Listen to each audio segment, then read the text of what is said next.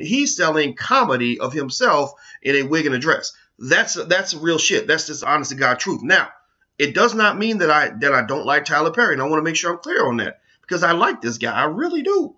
But I think that you got to be real concerned about a community where none of y'all motherfuckers will go see Nat Turner shit. Y'all don't give a damn about going to see Nat Turner, but everybody will show up in droves to go see Tyler Perry wearing a dress. That is sick. That is mentally ill. That just, to me, that is the greatest single reflection of where we are right now as a people. And I'm sorry, I hate breaking it down like that, but it's the honest to God truth. Now, because I want to ask you this question, this real talk, real serious question right now. I want you to think about this. Every year, at least twice a year, they put out the Madea movies about twice a year. Every year, black people are fed at least one movie, maybe two, of a black man in a dress and a wig, and he's making people laugh, right? And there's also other black celebrities, other strong black men. They'll put a dress and a wig on them in a second.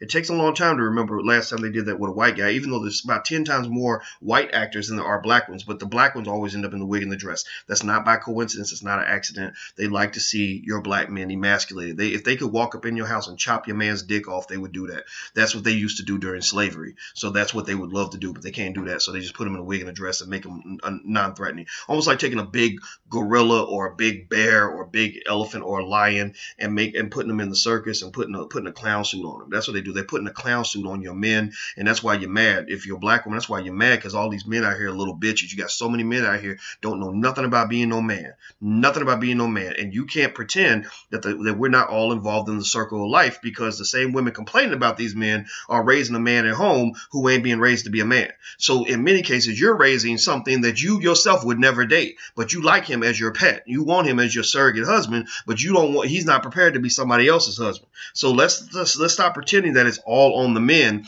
Most of the men were raised by a woman or affected by another man. So we all play a part in this. All of us are connected. I'm not saying black women are all doing it. I'm not saying black men are all doing it. I'm saying we're all doing this together because we're falling for the bullshit. So I want to ask you this question.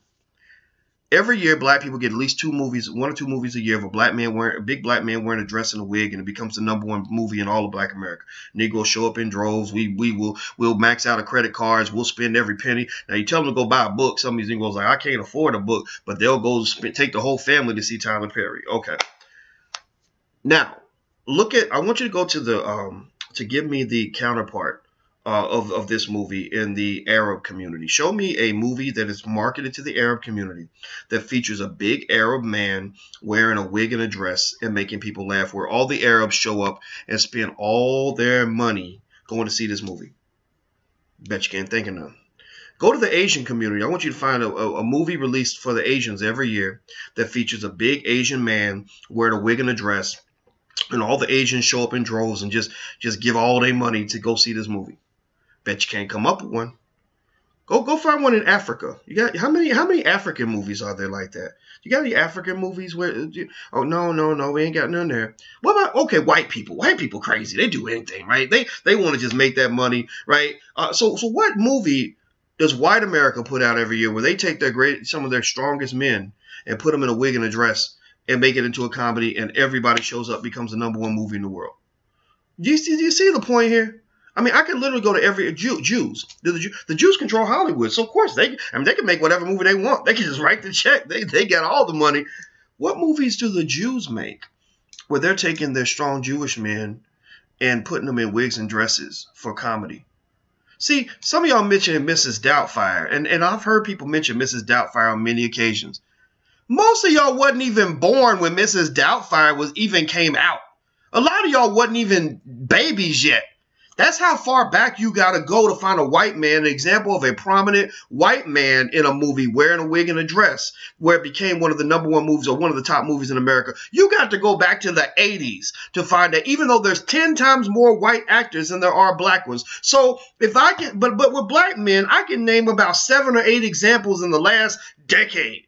You had Wesley Snipes. You saw LeBron James doing that commercial. You had Charles Barkley's old punk ass. You can keep Ving Rhames. I mean, I could just keep going down the list of all the cases where they're taking your men and turn them into women so they can dominate you, so they can destroy your community.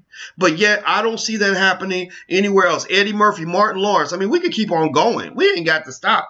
If I really wanted to be famous and successful, if I put on a wig and a dress and maybe I was ready to suck somebody's dick in the casting office, I would probably be your next big superstar out in Hollywood. Let's just be real.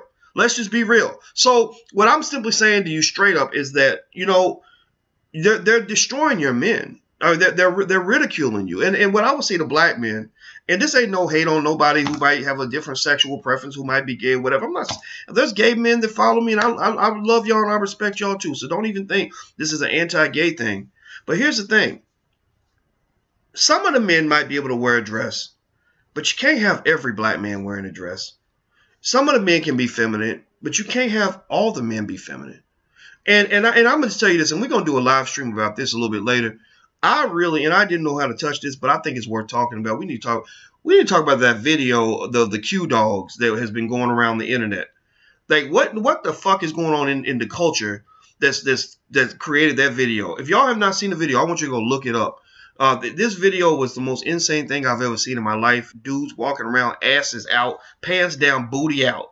What the hell? What is that? What the fuck? Seriously. If I'm an Omega man, now people always talk about the Q dogs versus the Omega man. Okay, that's fine. If I'm an Omega man, I go find the Q dogs and I whoop their asses. And I don't even know if that's a Q dog. That's like beyond a Q dog. That's like a Q bitch or something. Maybe there's like a female version of a Q dog or something. I don't know. And so right now with the whole black community, it's a very bad look. We are generally we are the laughing stock of the rest of the world. Black man, you can never be the king if you're always the clown. They might pay you. It pays better to be the clown. It's harder to be the king. So you got to ask yourself, am I so addicted to instant gratification that I will take the money for being the clown instead of doing the work to become the king? Are you ready to do the work to become the king, or are you going to take the easy paycheck to be the clown? Because believe me, they will always pay you well to be the goddamn clown. And that's a fundamental fact.